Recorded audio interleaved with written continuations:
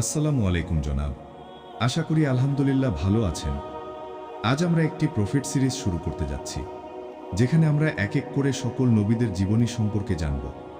শেষ পর্যন্ত আমাদের সাথেই থাকুন। আজ আমরা জানব আদম আলাইহিসসালামের জীবনী ও শয়তানের অবাধ্যতা নিয়ে।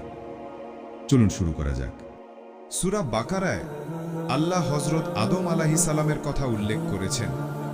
যখন আল্লাহ মানুষ সৃষ্টি করার ইচ্ছা করলেন, তিনি ফেরেশতাদের বললেন, আমি পৃথিবীতে আমার খলিফা বানাতে যাচ্ছি। ফেরেশতারা ভাবল হয়তো তাদের ইবাদতে কোনো ঘাটতি আছে, তাই আল্লাহ নতুন সৃষ্টি করার ইচ্ছা করেছেন। তারা তো জিন জাতিকে দেখেছিল, যারা রক্তপাত করত আর বুদ্ধি কম রাখত। ফেরেশতারা বলল, হে আল্লাহ, আমরা তো তোমার প্রশংসা, তাসবিহ আর পবিত্রতা বর্ণনা করি। তুমি কি এমন সৃষ্টি করবে যারা ফিতনা করবে আর রক্তপাত ঘটাবে? আল্লাহ বললেন, আমি যা জানি তা তোমরা জানো না। ফেরেশতারা বলল, আল্লাহ যাকেই সৃষ্টি করুন, সে তো আমাদের চেয়ে বেশি জ্ঞানী হতে পারবে না।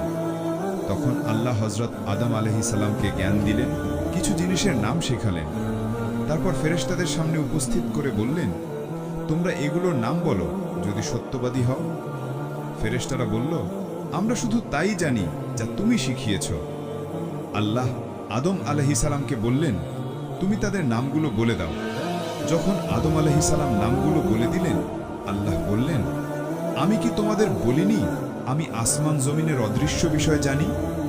এরপর আল্লাহ বললেন, তোমরা আদমকে সিজদা করো।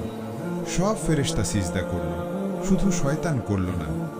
আল্লাহ বললেন, হে ইবলিস, কি হলো, তুমি সিজদাকারীদের সাথে হলে না কেন? শয়তান অহংকার করে বলল, আমি আগুন থেকে সৃষ্ট আর আদম মাটি থেকে, আমি তো তার চেয়ে উত্তম। আল্লাহ বললেন, এখান থেকে বের হয়ে যাও, তুমি অভিশপ্ত, কিয়ামত পর্যন্ত তোমার উপর লানত পড়বে।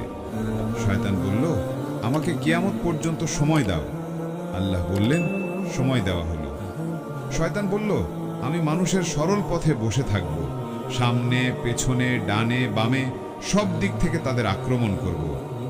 আল্লাহ বললেন, যারা তোমার অনুসারী হবে আমি তাদের সবাইকে জাহান্নামে নিক্ষেপ করব, কিন্তু আমার খাস বান্দাদের উপর তোমার কোনো ক্ষমতা থাকবে না। জান্নাতের সব নিয়ামতের মাঝেও আদম আলাইহিসসালাম একাকী বোধ করতেন। তখন আল্লাহ হাওয়া আলাইহিসসালামকে সৃষ্টি করলেন যাতে তিনি সঙ্গী হন। আল্লাহ বললেন, হে আদম, তুমিও তোমার স্ত্রী জান্নাতে থাকো, যা ইচ্ছা খাও, কিন্তু ওই গাছের কাছে যেও না। কিন্তু শয়তান তাদের মনে কুমন্ত্রণা দিল।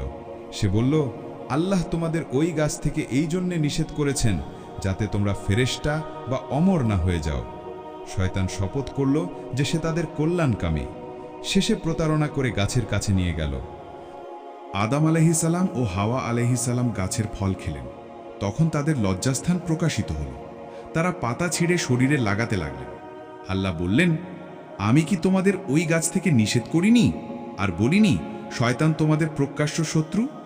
তখন আদম আলাইহিসসালাম ও হাওয়া আলাইহিসসালাম বললেন, হে আমাদের রব, আমরা নিজেদের প্রতি জুলুম করেছি, যদি তুমি ক্ষমা না করো তবে আমরা ক্ষতিগ্রস্ত হব।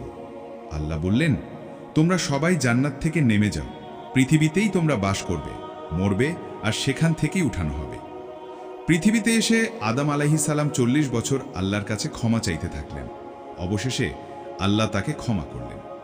আল্লাহ বললেন, তুমি ও তোমার সন্তান সন্ততি পৃথিবীতে থাকবে।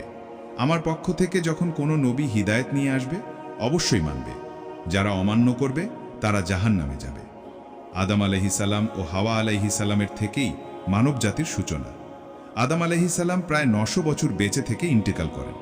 কুরআনের এই ঘটনার শিক্ষা হল, শয়তান ভুল করেও ক্ষমা চাইল না, অহংকার করল, কিন্তু আদম আলাইহিসসালাম সাথে সাথেই তওবা করলেন আর আল্লাহকে রাজি করালেন। এই হলো আদম আলাইহিসসালামের সুন্দর ঘটনা। আপনি পরের বার কোন নবীর কাহিনী শুনতে চান কমেন্ট করে জানাবেন। আর যদি প্রফেট সিরিজ ভালো লাগে আমার চ্যানেল সাবস্ক্রাইব করবেন।